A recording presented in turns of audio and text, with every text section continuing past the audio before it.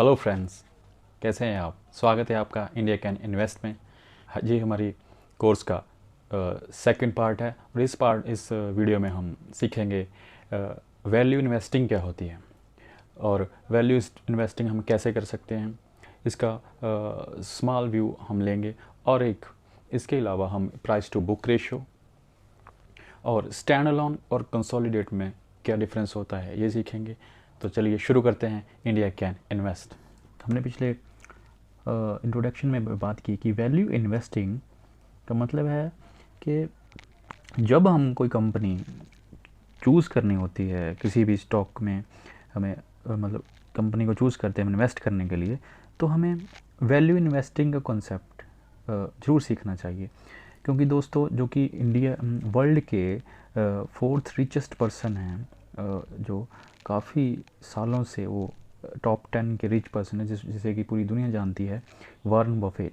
जो Warren Buffett हैं दोस्तों, वो वैल्यू इन्वेस्टिंग सिखाते हैं और उनकी जो बुक है इंटेलिजेंट इन्वेस्टर, वो भी वैल्यू इन्वेस्टिंग के ही कॉन्सेप्ट पे है। तो दोस्तों वैल्यू इन्वेस्टिंग समझते हैं कि जैसे हम कोई भी चीज़ खरीदते हैं, बाय करते हैं, कोई भी कपड़ा खरीदते हैं, वो जब हम बार्गेनिंग करते हैं तो मतलब हमें एक्चुअल वैल्यू उस गुड्स की जो हम खरीदते हैं पता होनी चाहिए, तभी हम अच्छे दाम पर उसे खरीद सकते हैं। फॉर एग्ज़ाम्पल हमें कोई पर्सन आता है और हमें एप्पल के फ़ोन की वैल्यू नहीं पता, एग्जैक्ट वैल्यू नहीं पता, तो मान लीजिए वो 1 लाख का फ़ोन है जिसकी वैल्यू 1 लाख है और वो पर्सन हमें उस फ़ोन को 1,25,000 में ऑफ़र कर रहा है। अगर हमें उस फ़ोन की एक्चुअल वैल्यू पता है तो हमें कभी भी उस फ़ोन को इतने दाम पे नहीं खरीदेंगे, क्योंकि हमें इसकी वैल्यू एक्चुअल वैल्यू पता है। तो दोस्तों वैल्यू इन्वेस्टिंग का इस छोटे से एग्जांपल से हमें काफ़ी ब्रॉड व्यू भी मिल जाता है, क्योंकि अगर आपको किसी कंपनी के स्टॉक की एक्चुअल वैल्यू पता हो, लाइक इंट्रिंसिक वैल्यू, जिसे हम इंट्रिंसिक वैल्यू भी कहते हैं, अगर आपको वैल्यू पता हो तो आपको ये पता होगा कि हमें तो मार्जिन ऑफ इन्वेस्टिंग, मतलब उस कंपनी को हम स्टॉक को हम उससे नीचे तो नहीं, चलो मान लीजिए उसके मान लीजिए किसी कंपनी की वैल्यू इंट्रिंसिक वैल्यू एक मिनट इंट्रिंसिक वैल्यू 500 आई है, तो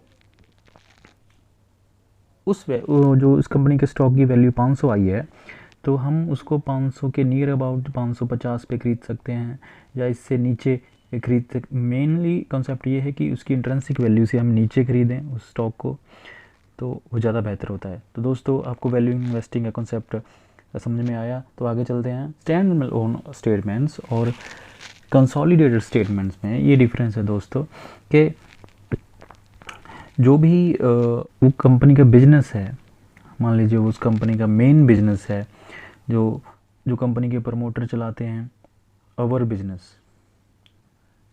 तो वो सारा स्टैंड अलोन में आ जाता है, जो कंपनी का कोर बिजनेस है जिससे वो कंपनी इस्टेब्लिश हुई है।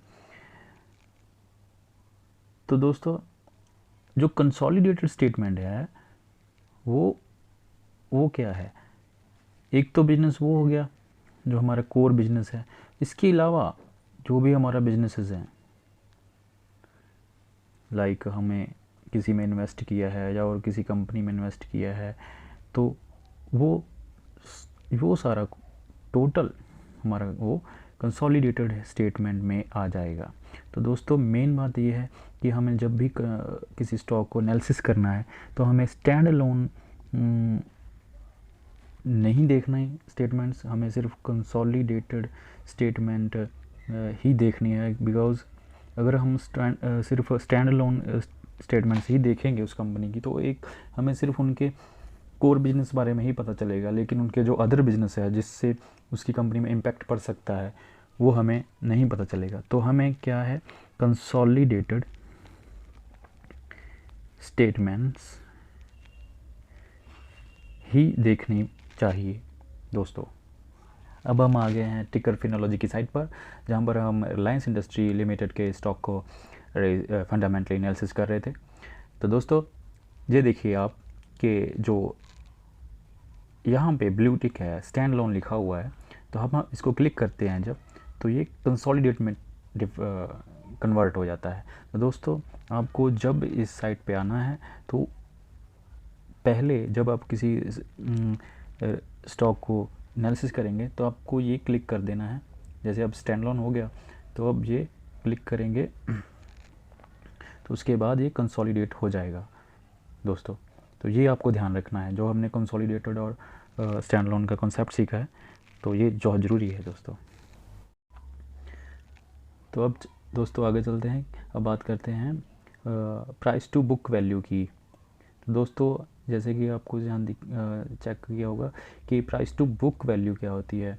तो दोस्तों मेनली ये वो वैल्यू है जब हम मान लीजिए हम किसी कंपनी को बेचना पड़ जाए और उस कंपनी की उस टाइम, उसके टाइम जो उसकी वैल्यू होगी, मतलब सब कुछ उसका बेच के, जो भी उनकी इन्वेंट्री है, जो भी उसका बिजनेस है, सब कुछ बेच के उसकी वैल्यू होगी, तो वो प्राइस टू बुक वैल्यू होगी। तो दोस्तों प्राइस टू बुक वैल्यू का हम जो इस्तेमाल है वो हैवी इंडस्ट्रीज़ लाइक जो कि पावर और रियल एस्टेट में कर सकते हैं दोस्तों, लेकिन आईटी इंफॉर्मेशन टेक्नोलॉजी के स्टॉक्स में हम प्राइस टू वैल्यू को एनालिसिस नहीं करना चाहिए दोस्तों। तो हम प्राइस टू वैल्यू की जो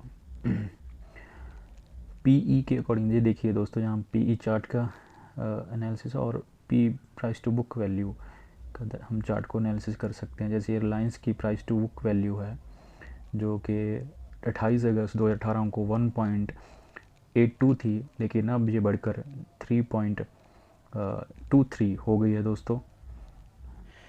तो हाँ दोस्तों, कैसी लगी आपको हमारी ये वीडियो? आशा करता हूँ आपको जो हमने सीखा आपको समझ आया होगा, और प्लीज़ अपने कमेंट्स और अपने व्यू हमें ज़रूर दें ताकि हम अगली वीडियो में जो भी हमारे से कमियां रह गई हैं उनको इम्प्रूव कर सकें। और ज़्यादा से ज़्यादा इस वीडियो को शेयर करें, लाइक करें और सब्सक्राइब करें, क्योंकि हमें आपकी सपोर्ट की बहुत ज़्यादा ज़रूरत है। वीडियो को पूरा देखने के लिए आपका बहुत बहुत धन्यवाद। Thank you very much.